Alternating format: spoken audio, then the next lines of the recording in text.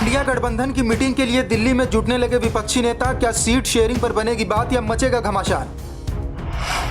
पंजाब में केजरीवाल की अनोखी डिमांड, सीट शेयरिंग को लेकर कांग्रेस ने तैयार किया प्लान, दिल्ली में होने वाला है संग्राम। पटना, बेंगलुरु और मुंबई के बाद गठबंधन की गाड़ी दिल्ली पहुंची, बैठक के लिए राजधानी तैयार, नेताओं का इंतजार।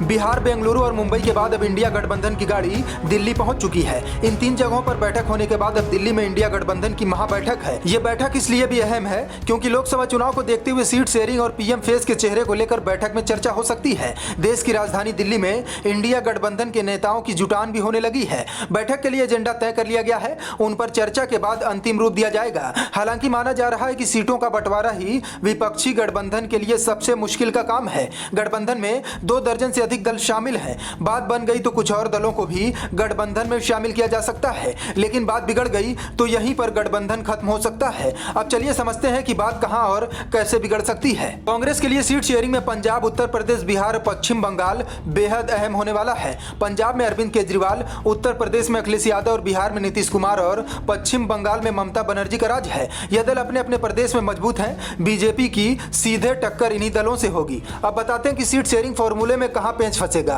पंजाब में अरविंद केजरीवाल ने एक सभा के दौरान खुले मन से ऐलान किया कि वह पंजाब की 13 सीटों पर चुनाव लड़ेंगे। अब सवाल यह उठता है कि पंजाब में लोकसभा की 13 ही सीटें हैं। अगर सब पर आम आदमी पार्टी ही लड़ेगी तो बाकियों के खाते में क्या जाएगा? यही हाल उत्तर प्रदेश में भी होने वाला है। अखिलेश यादव भी 80 सीटों में से कम 70 सीटों पर चुनाव लड़ने की तैयारी कर रहे हैं। बाकी लोगों के खाते में मात्र 10 सीटें आएंगी।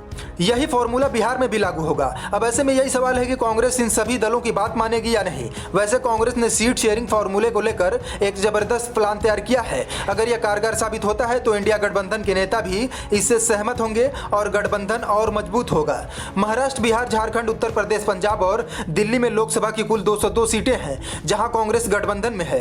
कांग्रेस को उम्मीद है कि गठबंधन में उसे इन राज्यों में 50 से 75 सीटें मिल सकती हैं। यानी कि कांग्रेस को भी पहले से ही पता है कि इन राज्यों में पेच फंसना है, इसलिए वो पहले से तैयार है। इंडिया गठबंधन को मजबूत करने के लिए कांग्रेस मात्र 250 सीटों पर चुनाव लड़ने की तैयारी कर रही है। अब ऐसे में कांग्रेस के इस फॉर्मूले पर विपक्षी नेताओं को भी सहमत होना पड़ेगा। देश की दूसरे नंबर की सबसे बड़ी पार्टी अगर 250 सीट पर चुनाव लड़ रही है तो यह बड़ी बात है। गठबंधन बनने से पहले ही ममता बनर्जी ने आगाह कर दिया था कि जहां पर गैर कांग्रेसी राज है, यानी कि किसी लोकल पार्टी की सरकार है, वहां पर सीट शेयरिंग की जिम्मेदारी उन्हीं पार्टी को देनी चाहिए। इनमें पश्चिम बंगाल, पंजाब और केरल शामिल हैं।